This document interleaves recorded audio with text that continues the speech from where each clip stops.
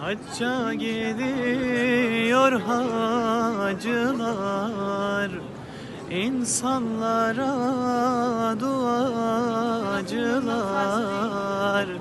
Başlar içimde acılar, özler dururum Mekke'yi.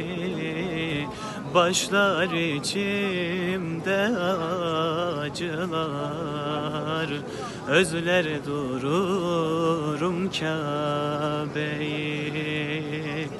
Kabe orada, Merve orada, bin bir gece gizem orada. Merve orada, Sefa orada, gönüllere şifa orada. Merve orada, Sefa orada, gönüllere şifa orada.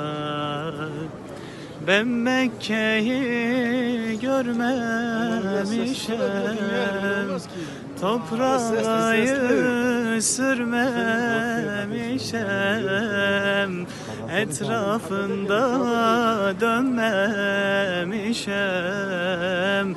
Özler dururum Mekke'yi, etrafında dönmemişim. Özler dururum Kabe'yi. Kabe orada, Merve orada, bin bir gece gizem orada. Merve orada, Sefa orada, gönüllere şifa orada.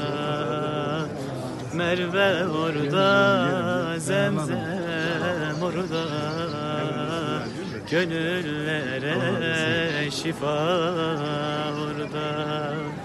Ala Resulina Muhammedin salavat. Evet arkadaşlar, Kabe-i Muazzama'dan herkese kucak dolusu selamlar, sevgiler.